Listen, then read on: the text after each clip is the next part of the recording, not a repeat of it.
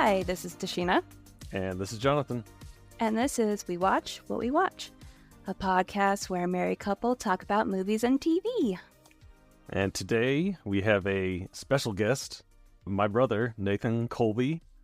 He's a director. He's done commercials, short films. He has a comedy pilot in the works. So welcome, Nathan. Hi, thank you for having me. So today, this is like a bonus episode because we are going to talk about X-Men 97, which was just released a few weeks ago, isn't it? No, I think it was May, right? Yeah, I'm May. We're a bit late to this one. We're behind. So We're very late to this one. So since we're a few months behind, we're definitely going to go into some spoilers about the whole series. The heads up from the start in case anyone has not seen it and doesn't want any spoilers. Exactly. If you haven't seen it, I would recommend seeing it before you watch this. But yeah, we're gonna talk about the whole show. Nathan has been hounding us to watch this for weeks now, and we decided, okay, we will watch it if you do the podcast with us. I mean, any way to get you to watch this show. I went in with no idea, no expectations of what it would be like. I'd never seen the original series. You know, I think I was sick one weekend, and I was like, this is like 4 episodes already out. Let me just put this on. And it just slowly won over my heart. And so I'm glad that you guys got to watch it. Yeah, so for background, I also had not seen the original X-Men animated show. Haven't read any of the comics. Have seen the cinematic works, you know, the Marvel stuff and everything. Tasheena, you did see the original show way back when. Correct. And it was, while it was first run as a kid, I haven't really revisited since I was a child, so I can't really compare too much to the original series. I can't say whether this is better or worse. I don't think that's fair because I just remember certain parts and impressions. But because of it, it really did form my love of X-Men. And I remember when the first movie came out, I was there opening weekend. I was excited for months. I was so obnoxious and such a dweeb, pretty much about it. I definitely, you've always been more the gung-ho by the X-Men than I have. I sort of got brought in with my relationship with you. Yeah, because Nathan, I don't think we ever watched any of the X-Men stuff growing up. Not in theaters. And I never understood, you know, as you got older, you kind of hear the Fox movies misrepresented some of the characters or really watered some of them down. And I never really had any frame of reference. And so seeing X-Men 97 was like the first time I was like, oh, wow, okay, this is kind of like maybe a bit more of the team dynamic and some of the more fleshed out characters that some of these people were talking about when you compare them to the Fox movies. I don't know, Tasheena, if you, growing up, if you were just excited to see the Fox movies in live action or if there was a same sense of disappointment. How much was your soul crushed? I remember liking the first movie. I was a little disappointed in some of the characters. I remember vividly their portrayal of Rogue really was the one that probably upset me the most and I thought was the most different out of all the other characters. I think some of the other characters they just kind of got sidelined, so they weren't developed well in the movies. Where Rogue was it just felt like a completely different character. Definitely, yeah. Especially after watching the show, I would agree with that. And to Nathan's point, it was interesting. This being my glimpse into at least an interpretation of what the X-Men were originally supposed to be like. It's like, oh yeah, this is very different from the Fox movies, both in the team dynamic, in the which characters get a focus, and yes, especially with Rogue, she was definitely seemed like the most different. Although probably the character where I was most pleasantly surprised to see more growth was Cyclops. And this is not, this isn't an original take or anything. This is what everyone's talking about is how much more justice they did the Cyclops character. Yeah, I think he has such a strong showing in episode 1 especially, which I really think like makes a statement to the 2024 audience. And I also really liked that the show picked up right where the original left. Again, I didn't watch the original, but I saw a quick recap just to be like, okay, tell me a little bit what's going on so I can figure out I watched the Yeah, same yeah, one, exactly. and I'm very glad I Yeah, and then I am too. they pick up with Scott, I think, in a really interesting position.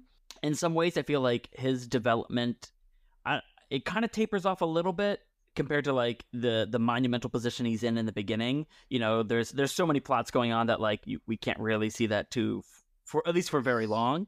But yeah, I really liked seeing him. What does the team look like under his leadership? And it's just nice to see them like functioning well, both on like a power set kind of level and on like a teamwork kind of level. I thought the camaraderie was really cool. Yeah, they have their conflicts and their disagreements, but they're definitely very much a family. They don't always necessarily let it get in the way of their jobs. Like when they're there to fight, they're not. They're there to fight. You know, they do all the cool in sync stuff. It doesn't mess with their performance. But yeah, that was definitely very nice to see.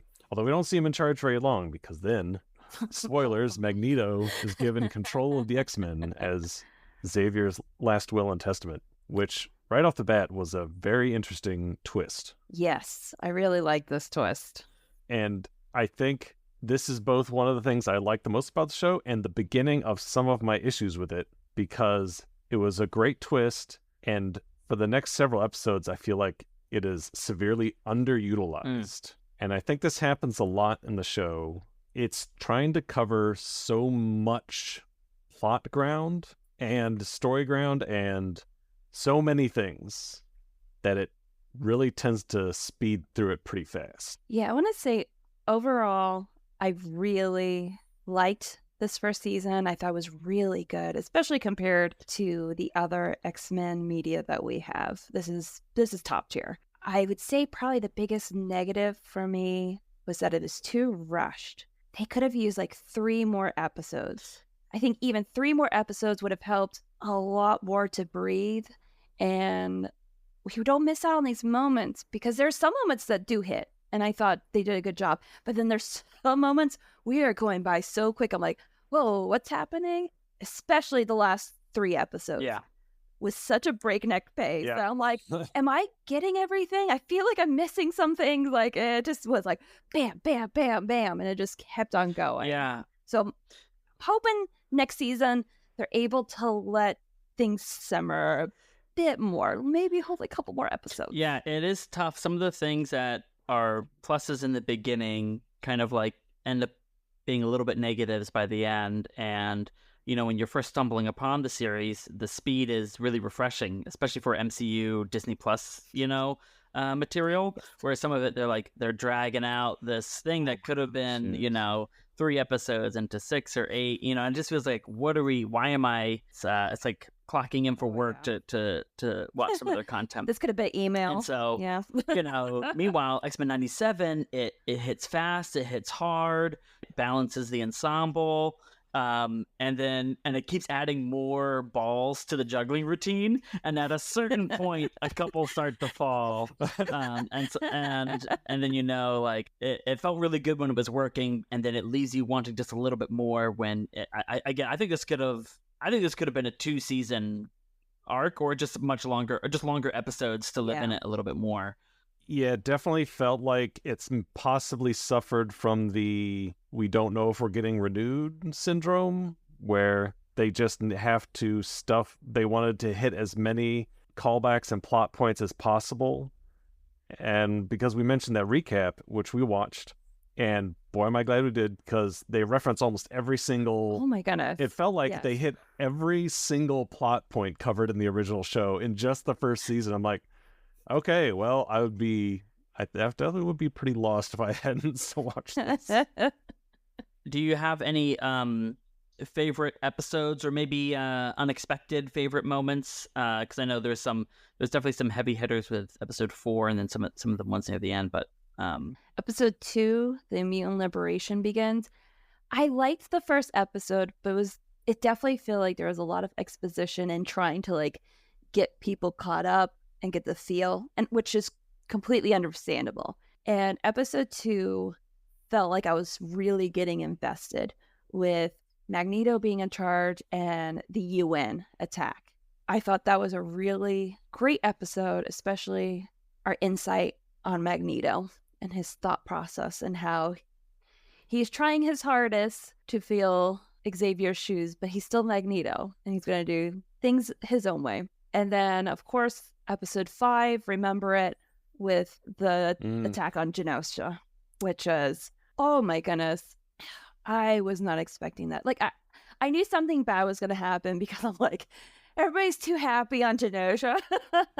But I didn't think it was going to come that quickly and it was going to be that violent. Yeah, I'm with you. I expected something to turn sour, but exactly. the extent to which they went definitely surprised me. Yeah, I mean, what else is there to say about that episode? Every point of it, I loved the lead up to it, the music, the strangely haunting music, and then how you can start to see the attack happen in the background leading up, mixed in with the fireworks as it approaches, and you just get that sinking feeling, and then it hits, and yeah.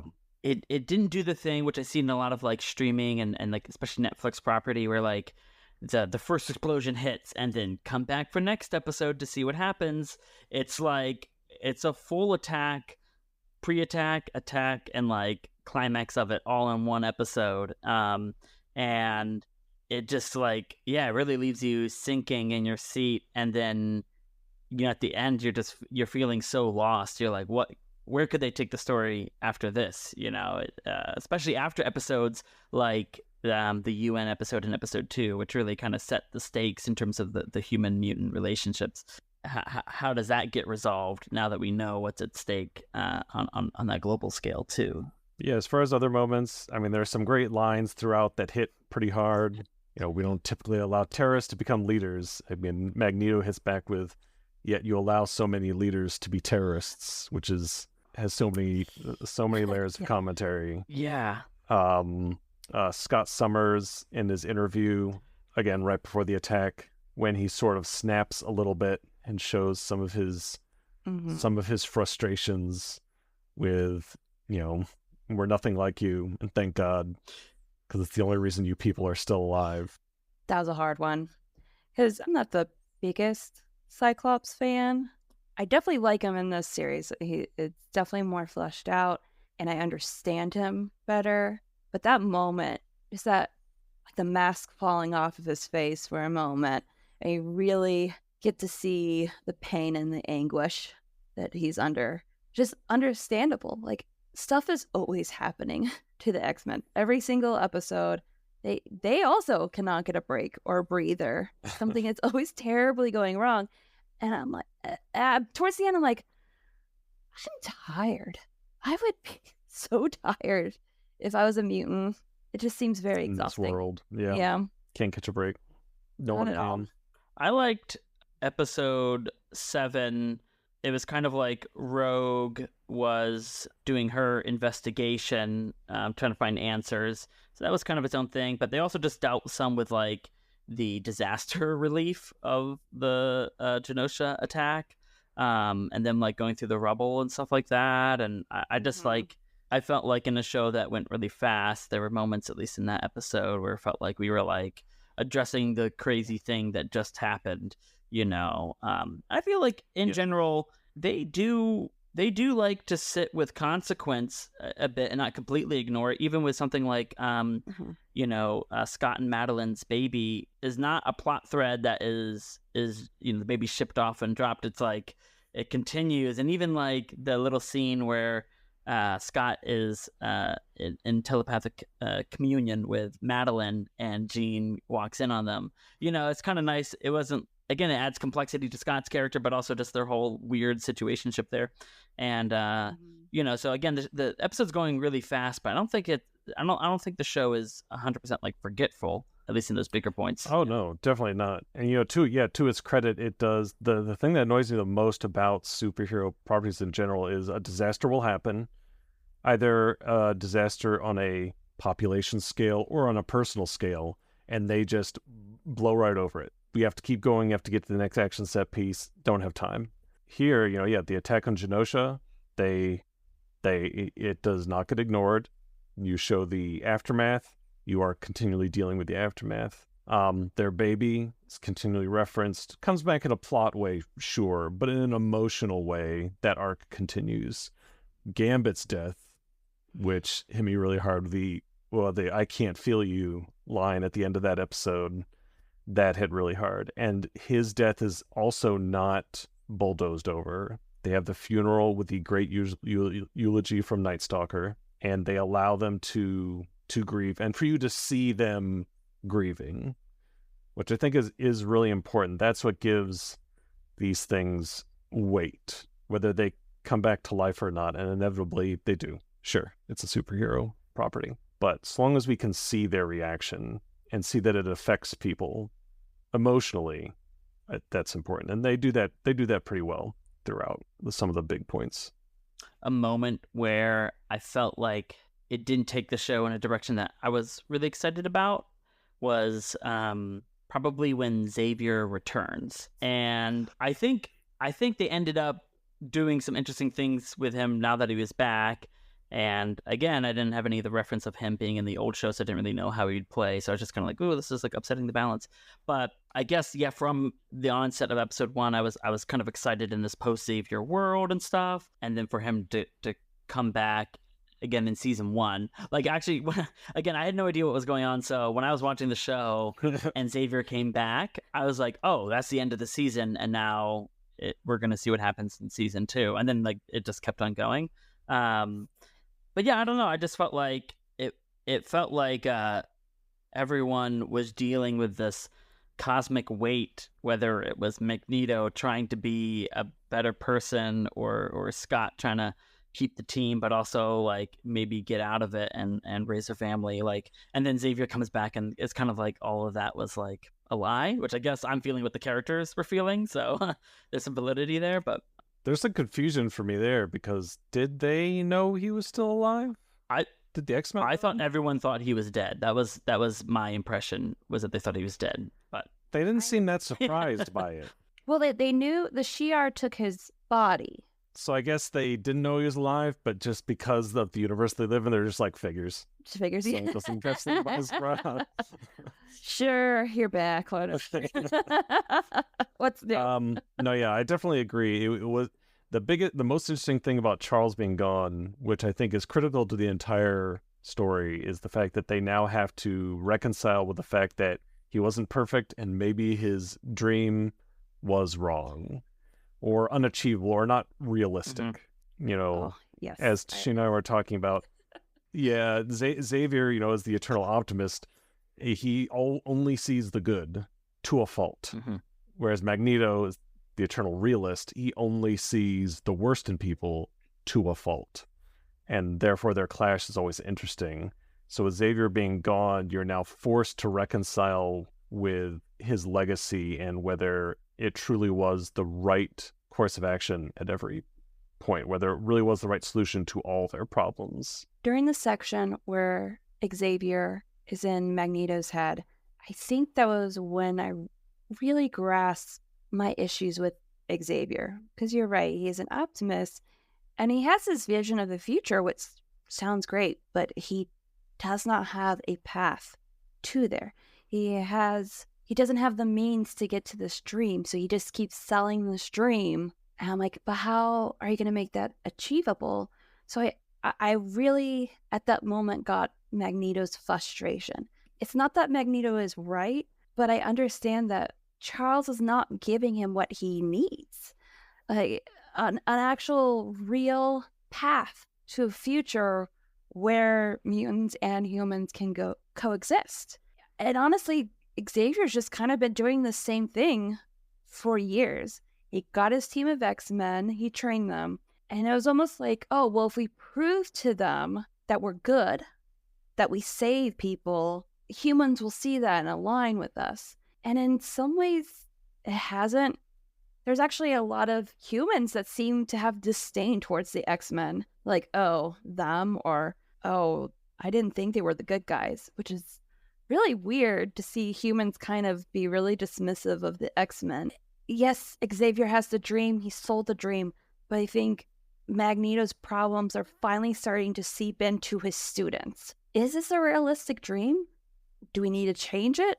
or find another means to get here? There's a lot of interesting questions. I wonder if they'll delve in at all. I feel like we were just touching the surface, really diving into how can mutants and humans coexist? Because in the series, we pretty much just get two extremes. We don't really get much of a middle ground. Like, all of the people that hate them are the most evil, pretty much your January 6th people vibe to them. And it's all bad faith arguments. But somewhere there is a good faith argument where some humans are like, I am scared. Like, these people have power where they can destroy cities and the earth. What does that mean for me? And so I feel like in Charles's dream that he sold, he's kind of ignored some of the actual legit concerns that people can have. I don't know. There's just a lot of questions that I'm hoping we're able to get to in the future. The show is geared for a more older audience because the original cartoon show, I watched, so I was like 8 or 9, but I think this is probably geared for teenagers and up. Yeah. What if a nuke had a soul? It's interesting, the right for that nuke to exist, and what is its purpose if not to nuke? And then the other thing, though, that doesn't get talked a lot about are, again, just to keep using the nuke analogy, there's mutant nukes, but humans are causing a lot of destruction too, and there's legitimate concerns about that, because again, the whole thing's kind of an allegory anyway. So mutants get judged for the actions of one mutant, but humans aren't getting judged for the actions of, their people, like Trask or whatever, For humans, for normal people, the bar is, well, there are just bad people, so we deal with them. But then mutants are always dealt with as, a whole. Mm-hmm. One mutant is dangerous, so they all are. And so the show does a decent job about trying to present all these different viewpoints where many things can be true and are true. Mutants are, I think the message that kind of gets lost in all this is mutants are just people. If you see them all as people, any person does not have to be good to have a right to exist. Correct. This is a big point in many civil rights movements where oftentimes, say, an African-American man is killed by police in a encounter, and frequently the police will try and smear his character saying, oh, well, he had drugs. Oh, look in his past. He was a bad person. So what, he deserved to die? No.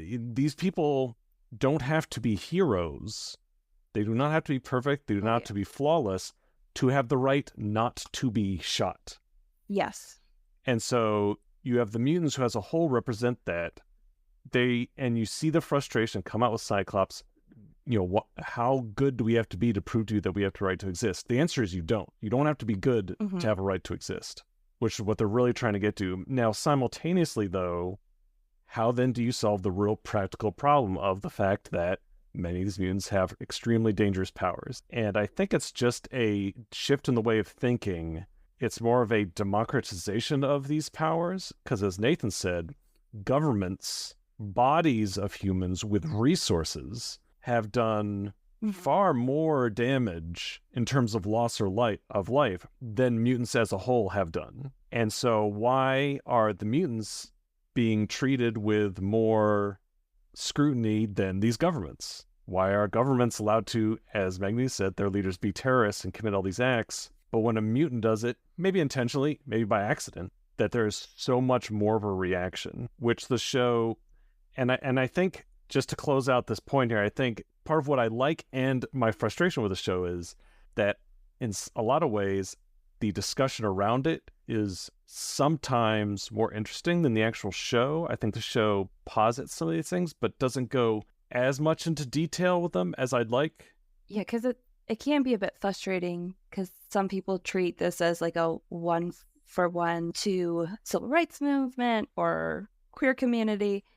And there's definitely parallels, but it's also not one-to-one because people of color and queer people aren't dangerous. Now, there is some instances, and we see this in the show too, where people view them as dangerous and a danger to their way of life. So I do like a lot of the parallels, and it doesn't have to be 1-for-1. I just know a lot of the talk people sometimes treat as 1-for-1. I'm like, there are differences. Yeah, there's definitely a danger in trying to treat it as 1-to-1, because you're right. Yeah, it's like, well, mutants are dangerous. Yeah. So it's not a 1-to-1, because queer people are not that dangerous. And you're right, Jonathan.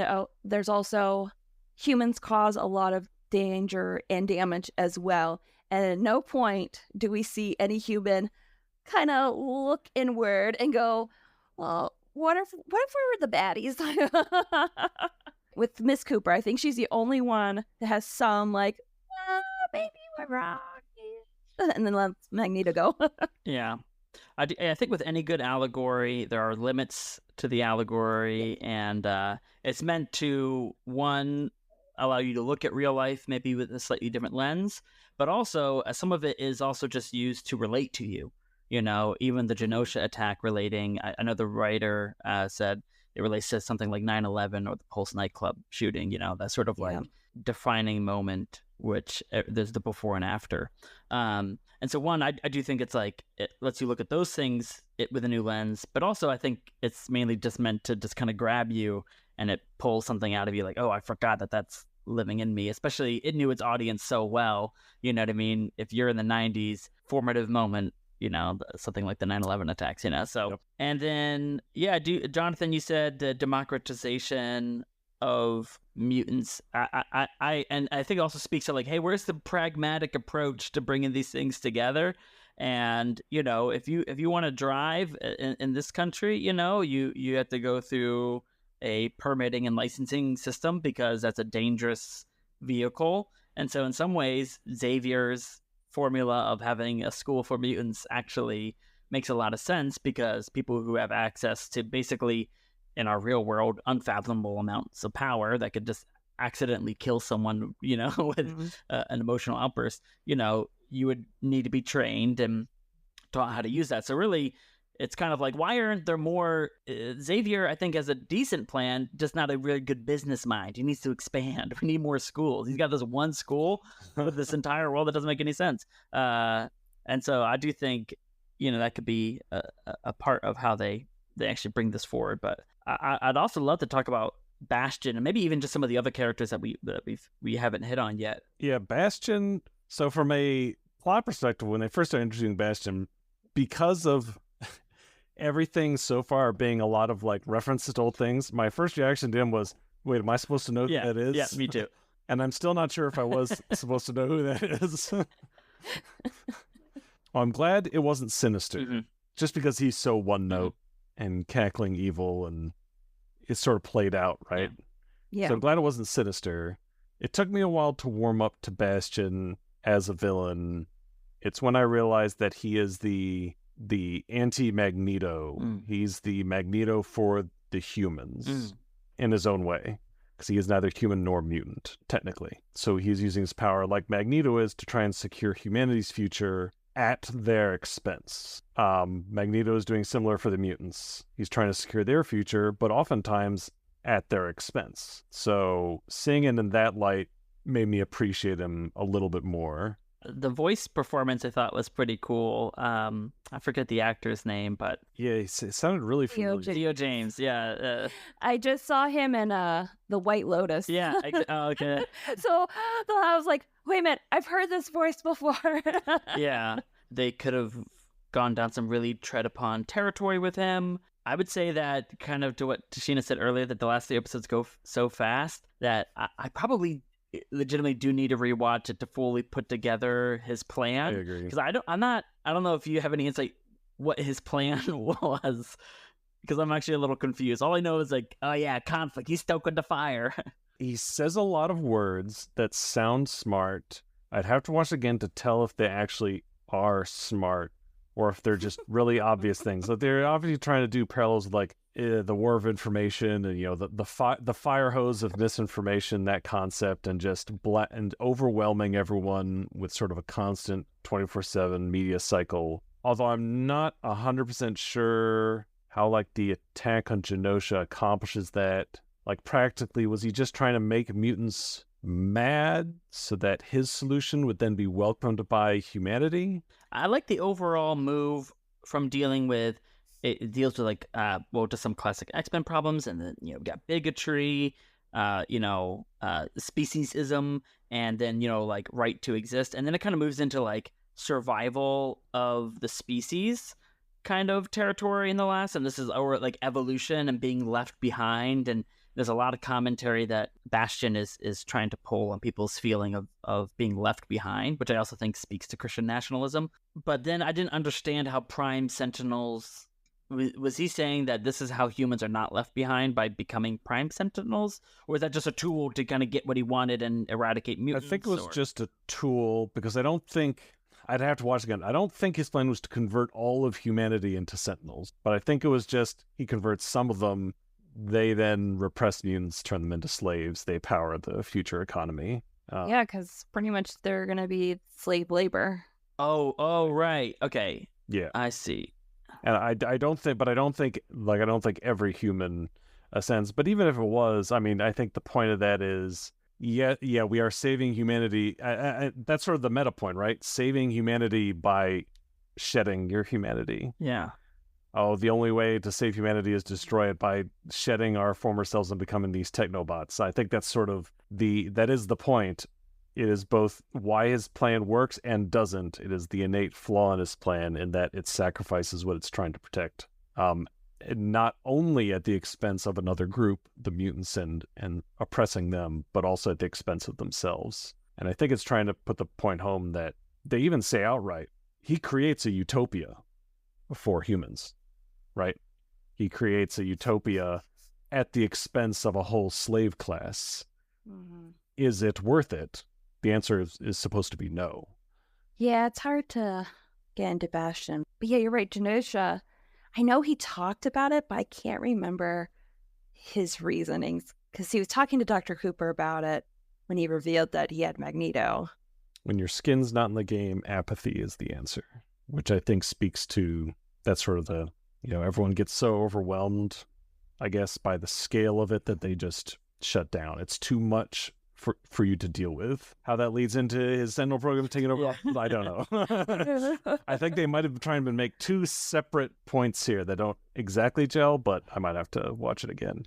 I think in general, a rewatch would help quite a bit because, again, especially by the end, you were getting such a fire hose of plot. It was a little hard for me to keep up. I was trying my best to keep up and stay engaged, but it was a little hard sometimes. Yeah. I mean, I guess it's kind of okay that the plot is a little muddied when I think back and I remember moments with Scott talking to Cable, and that the emotional beats of it are memorable. Their final call? Yeah, their final FaceTime. And but so I mean, in terms of the balls that it's juggling, being able to hit those emotional beats, even though the plot's a little bit yeah, I think is maybe the better sacrifice in terms of look, you've got this amount of budget that Disney's giving you to tell the story, and you have to kind of shoot every shot. You've got a hard task, which is why I was in disbelief at every episode. How are they going to keep injecting new story into this, because it just goes so far. So yeah, but every watch I think would help. Do you think coexistence is even possible? Dude, I think they need to find a pocket dimension. I'm sorry. It's just it's exhausting. Yeah, after I said, it's this exhausting. episode, just for the sheer public safety of both groups, humans can't be trusted. I think it's not a good match. Break up. There's a toxic relationship. Just get out. I think for me, the key here is humans can't be trusted, and that includes mutants. Because again, if we look at it as they're all just people. Mutants, normals, they're just people. Mm-hmm. People are flawed, can't be trusted, right? And there's such a disparate power dynamic here. Is coexistence possible? I mean, sure, probably. Is it the best thing for mutants? Because here's what I'm thinking. We've brushed on a little bit with the driver's license example, and how do you integrate mutants into our society? Do mutants want to be in our society? Could they make a better society on their own? Because our society is built up on lots of this bureaucracy and rules and governments and stuff because of our limited capabilities, but of how much we can accomplish organized. What could a mutant society accomplish given the breadth of their powers when they work together? Would it look completely different from our world? Genosha, even though we didn't see at all how it functioned, how it came to be, how they built all those things, we just were told that it was good and happy and it looked nice. But maybe they're just better off making their own society somewhere. Maybe they can make something better than ours. Maybe they don't want to integrate with ours.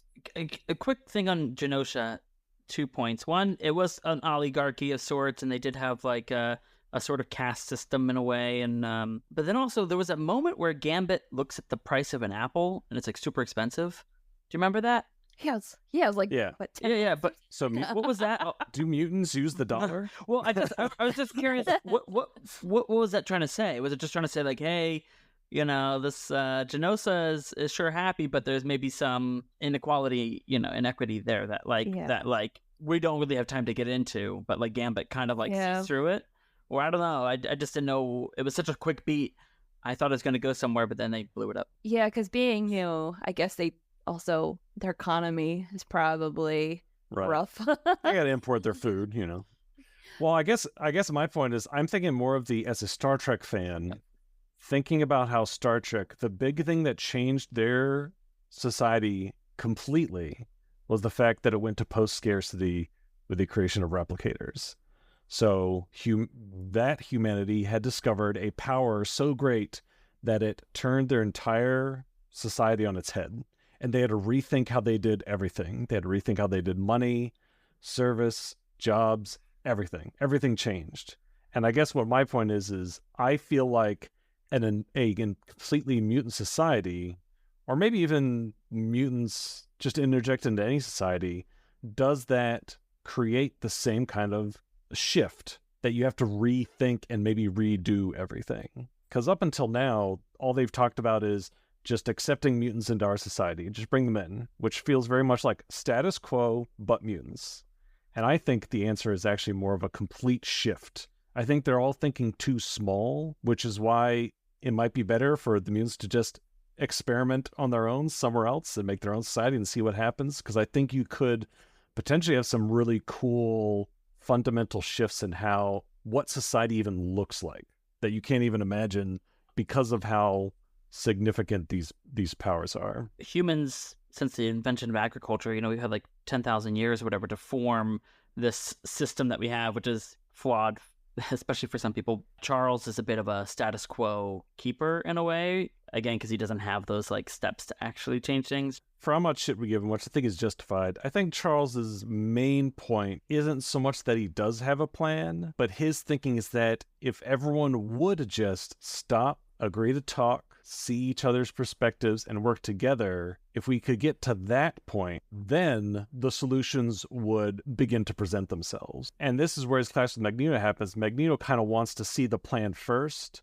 If we were mutants from that point, it would probably look way, way different, And so why are we trying to force them into this structure, which is meant to deal with people like this, whereas they're literally evolved to be completely different, And so I think that point stands. I do kind of feel like... But from Charles's perspective, because of all these bad faith actors, it feels like you can't get to a solution until you get everyone acting in good faith, bring them all to the table and get them talking, and then you get those solutions. Now, is that the right way to approach it? Is that a realistic way to approach it?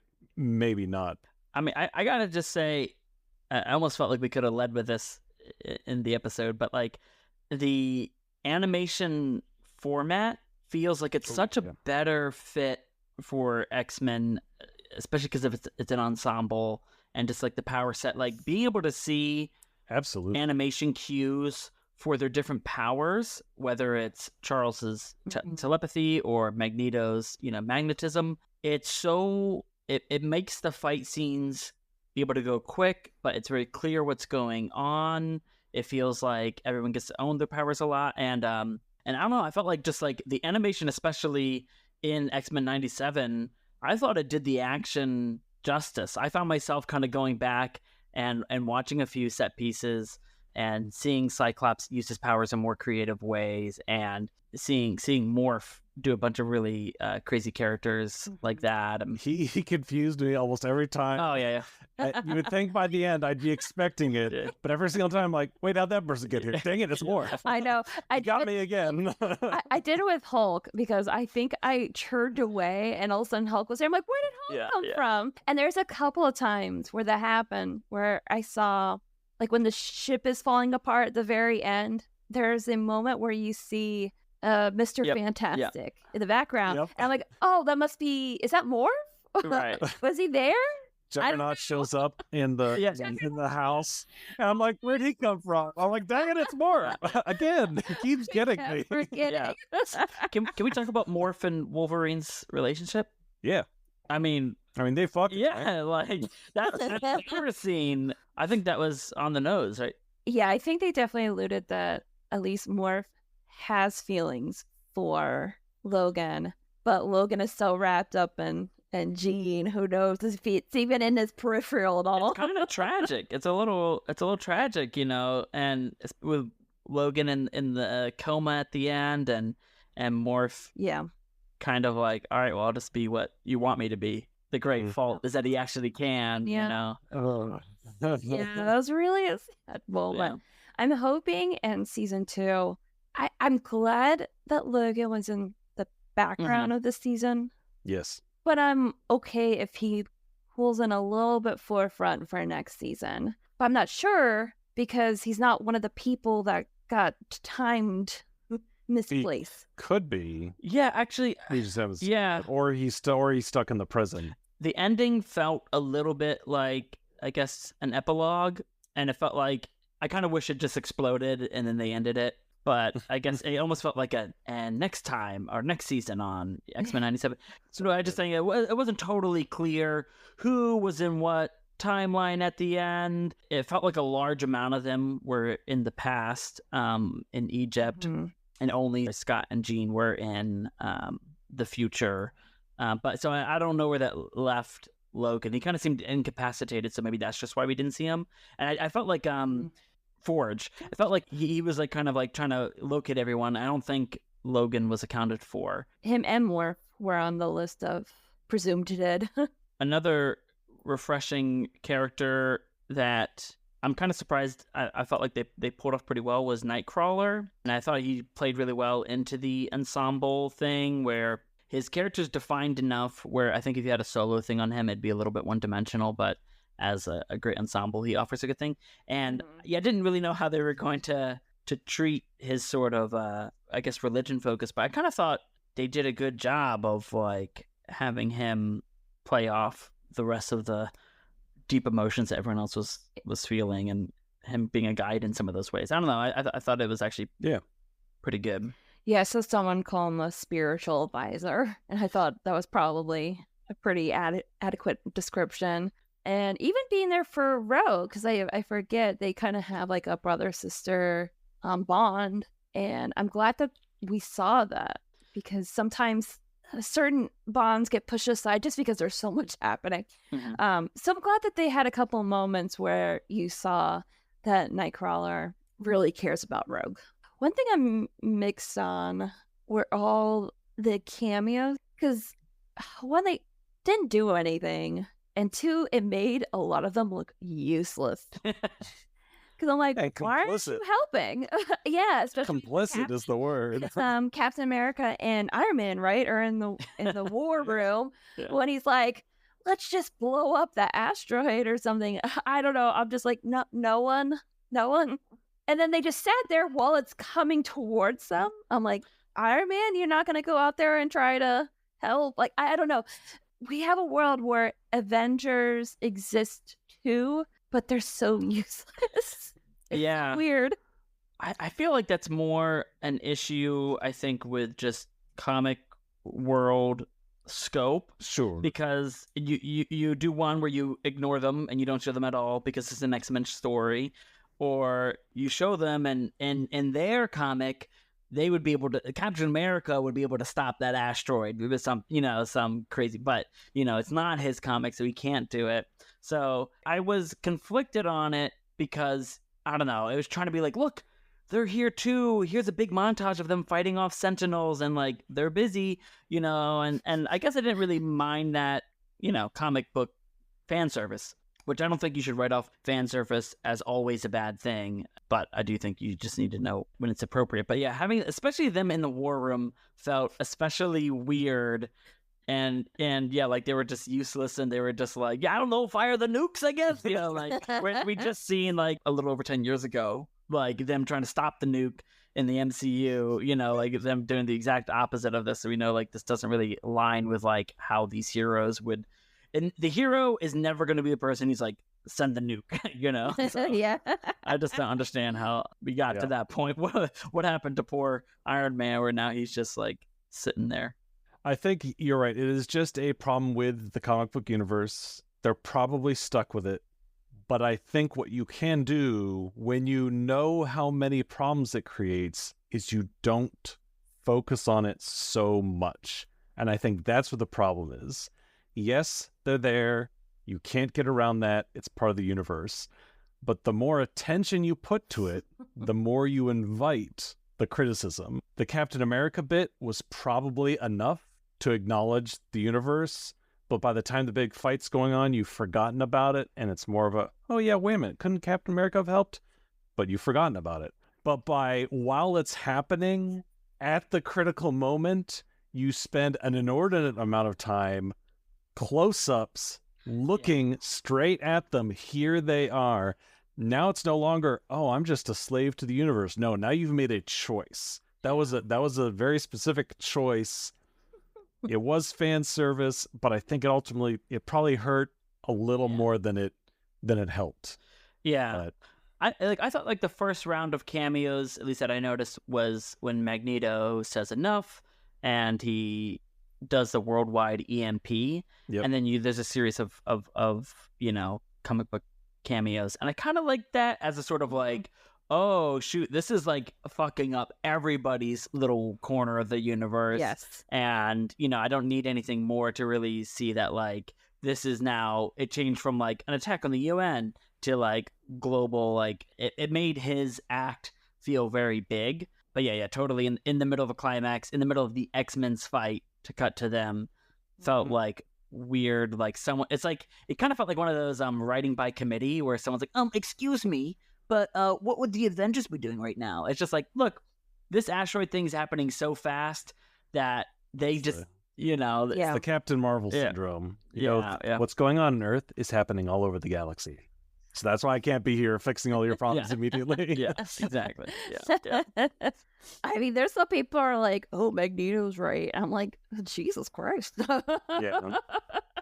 Sympathy is different from like standing. Like exactly. There are so many of these reductivist viewpoints that just try and boil everything down to who is right. Mm-hmm. And whoever is right, they're right about everything. Everything is justified. And it's just like the reality is supposed to be nuanced. You're supposed to sympathize. And I think the show did a pretty good job, much more so than previous, at least the cinematic properties, in getting you to sympathize with Magneto. Yeah. Mm-hmm. I think it's just like you said, if the person is right, then everything they do is justified. And in the same way, like you said earlier, if they're wrong, then execution, death, like, exactly. And that's what people want to boil things down to kind of make our brains stop panicking. I think, Jonathan, what you said about how Magneto's viewed, I think that's why I'm getting down so much on Xavier in this. It's because they actually are starting to explore his ideas, and even his children are starting to question it, where I feel like we haven't really gotten that before. Mm-hmm. Probably why I'm coming down on Xavier so hard. It's because I feel like it's the first time we're actually like critically looking at Charles Xavier, because before it's just he good guy, Magneto bad guy. Exactly. Yeah. And I think that's very valid. I don't even think it's a hot take. I think that's the point of the show. Mm-hmm. And it's something that not only has X-Men previously not necessarily done, critically looking at the good guys' plans and motivations. It's something that superhero films in general don't do. The good guy is good, therefore what they're doing is good. Falcon and the Winter Soldier, that show was very guilty of this, where when you really look at it, you're like, they're really pushing this status quo power structure a lot more than I think they should be, or at least they intend to, or something. But they're the good guys, and they must stop the people who are doing violence. And so I applaud the show for at least trying to tackle that and looking inward. So how do we feel like X-Men 97 could affect MCU in large, and there's sort of like slow course correction over their like kind of dwindling societal impact? I have no hope for MCU X-Men. I mean, like, do you think if X-Men 97 same script was live action, do you think it would even like, I mean, it would cost $1 billion. Yeah, that's tough just because the mediums are so different. But I think there are definitely lessons they could take. Because, there's a lot of things in the show that just would not translate to live action that only makes sense or I can take in because it's animated and the style of it. Mm-hmm. Here's my guide on how to make the new X-Men Okay. better. One, you gotta cast unknowns. Stop, like the new Fantastic Four, Pedro Pascal, and like all these like trending actors. Essentially, it's not believable. The actors are too expensive. You can't build them out. Just stop. Cast a bunch of unknowns for a team ensemble where they can. I don't need to see the actor. I can just see the characters, because you need like total commitment to these parts, right? Two, I think make the powers a little bit more like Scott Pilgrim. All right, Yeah. make the powers a little bit more like Scott Pilgrim.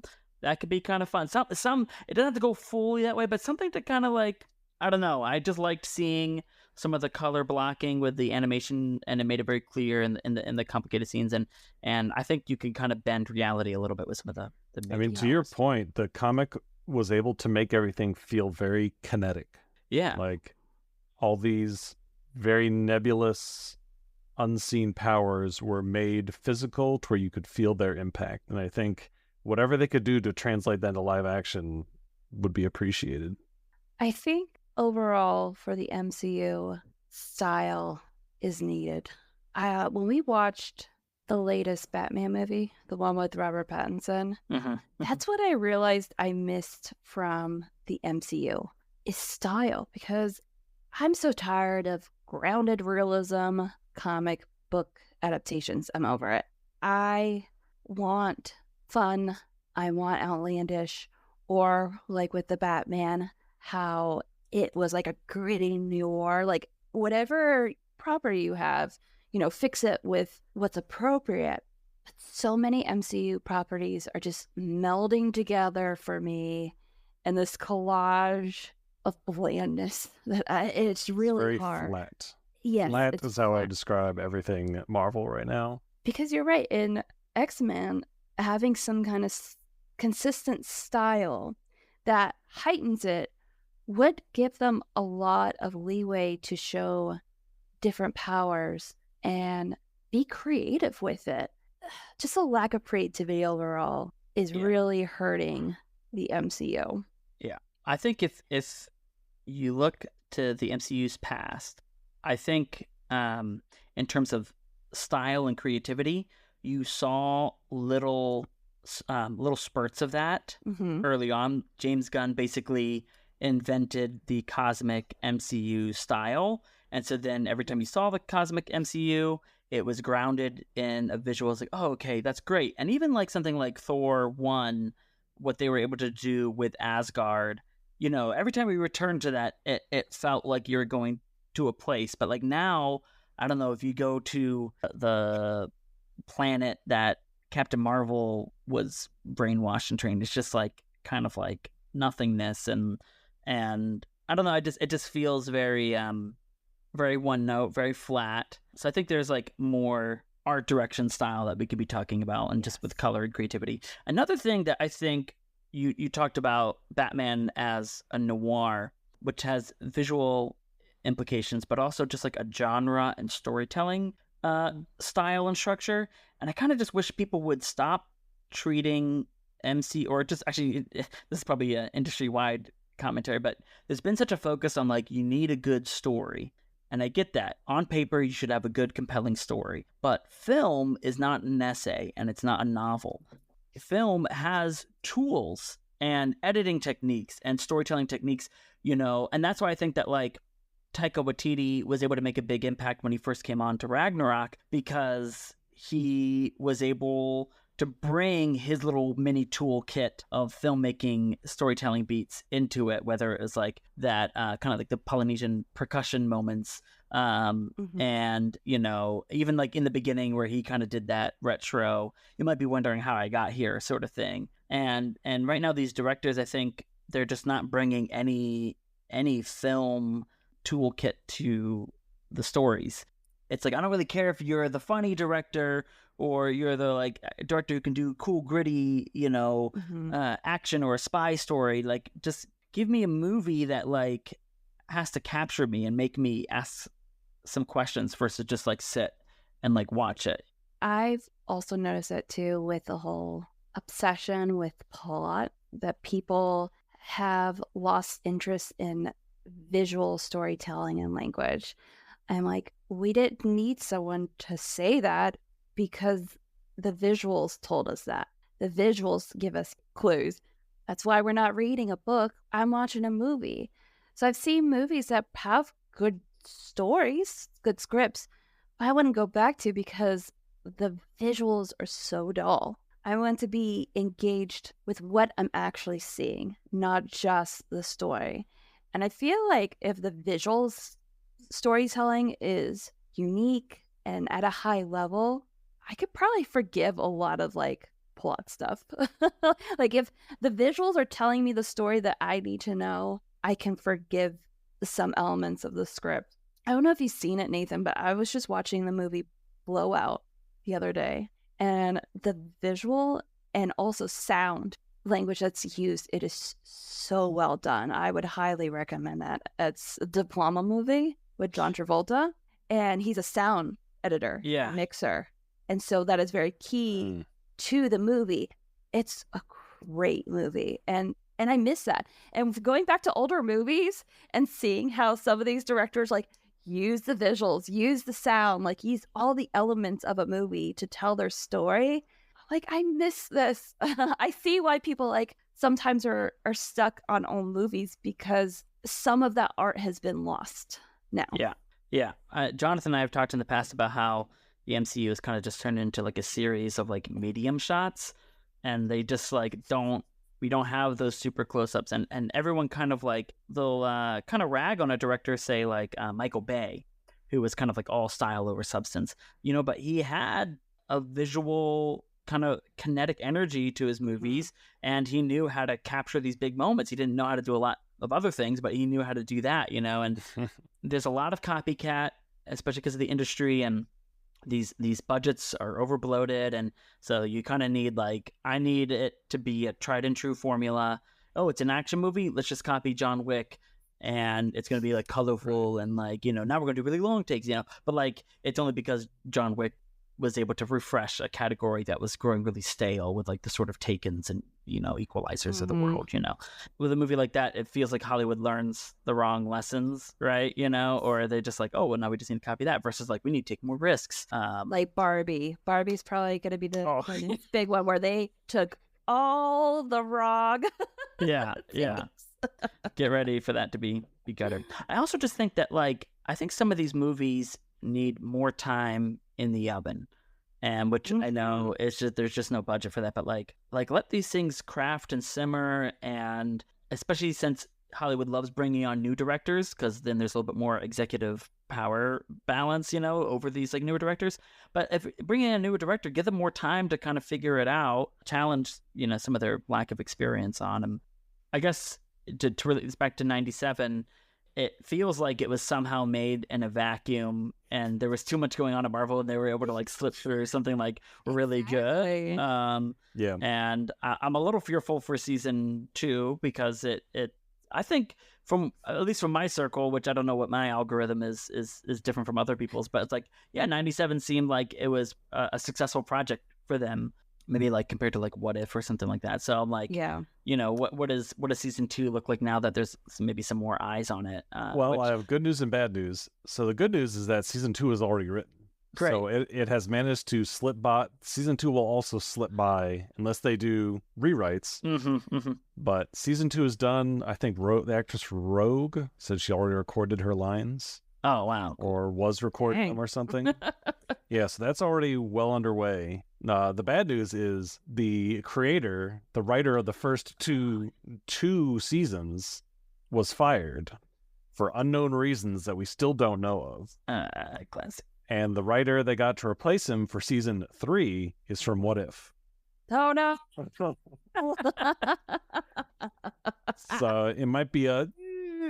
Yeah. Well, cross our fingers for season 2. Yeah. To least because... Dang, because, like, I think across the board, there's writing on the level of, like, what happens in the series. Great, big, crazy stuff. Big. We've talked about the big theological things. And then there's down to a scene-by-scene level. Yes. What is the dialogue, the things that they are saying? And X-Men 97, it just sings, you know? They have those zingers and, like, those, like, make them weather your mind and mind your weather, that sort of like these little like comic book, you know, zingers. And What If has none of that. Every single conversation are just two doorknobs talking to each other, bump into each other, and it's just, you know, I get it. Like, you need to know the big picture, both on just like the scale of it and then the questions that it's asking. And I think you can do a lot with that, but I think that like the dialogue, I'm not saying it needs to be realistic. It just needs to sing and breathe and like, you know, those lines. Yeah, I think from Magneto are awesome because of the way that it's written and don't make me let you down. Yeah, exactly. Double entendre there. Yeah, and it's such a short line. You know what I mean? It didn't need to be overly wordy, but that combined with the performance, I don't know. I just And especially with the kind of dialogue they have in X-Men 97 was very much on the line of riding the line of good and trying to say something and sounding smart but failing. And, and I think a unskilled writer trying to copy that is just a recipe for disaster. And you're going to get some stuff that sounds smart and you're going to listen to it like, wait a minute, that doesn't make any sense. Yeah, I'll be honest, if it's a writer from What If, it's not even going to sound smart, okay? I'm telling you, like, there's no hiding it's the most dull experience. Oh man, watching a What If episode. I've seen both seasons. There was one good episode from season 2 that I thought was actually really fresh and they could do more with, but like, it's like reading the cliff notes to a book instead of reading a book, or yeah. Which is crazy because you'd think that What If would be the place to have the most expression. It's zero expression. It's literally just like, and then this happened, and then this happened, and then this happened, and then everything's just moving right along. You know, like, it's so weird. Cross our fingers for season 2. I'm happy that we got season 1 because you're right, especially with MCU. I'm just so disconnected right now from it. I was on the fence at first about whether I wanted to watch this. Then I heard all of the good reviews. It was definitely on my list. I'm like, okay, at some point I will check this out. And I was happily surprised. Sometimes we do get gems from this superhero world. It's just so overdone right now. It's hard to know what to give your time to. I thought this was worthwhile. Yeah, final thoughts for me. I think I agree generally with your sentiments. I think you said the other day that you thought it was good, not great. I'm probably more positive on it than you are. I think it was almost great, but yeah, I don't think it was maybe quite as good as I was hoping it was given the hype. Yeah, I think if I had gone into it with no hype, then I'd be the one hyping it because I did not expect anything from it when I first saw the trailer. I was like, oh, that looks very retro and fun. So that's what I was expecting, retro and fun. And I got a lot more than that. Mm-hmm. So I very much liked that. I liked the questions it posed.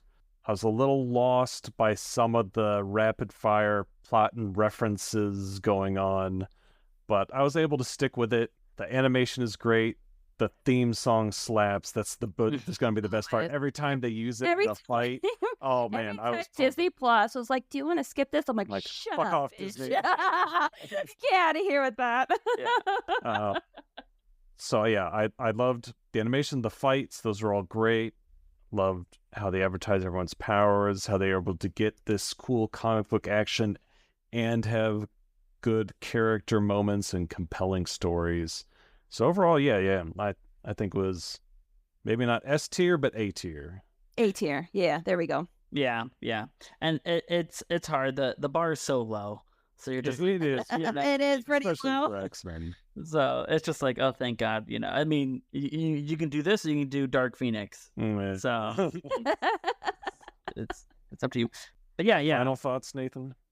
Yeah, I agree. The hype machine is kind of dangerous. It kind of can ruin good things. So I really am attached to my experience of feeling like I was discovering it and feeling like, oh shit, like I haven't had a series surprise me like this in a while. So yeah, I think it's a really fun time, and in some ways, its rapid pace is a benefit to kind of people on the fence, because it's just like, just give it a try. It's not going to take up too much of your time, and I think you'll feel something while watching it, and yeah, I think that's why it kind of took the internet by storm for a few weeks there, because it just it was so surprising to people.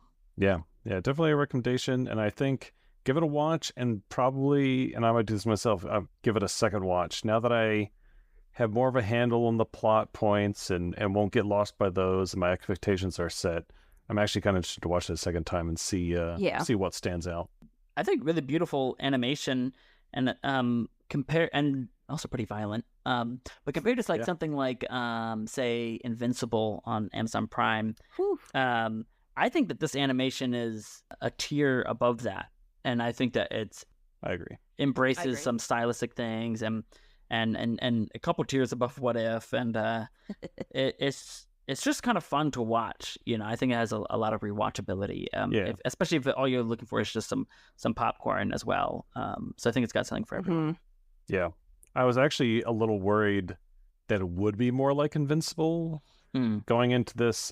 The X-Men, sometimes I have to be careful because some of the nature of the violence and stuff they portray gets to me, and I don't like it.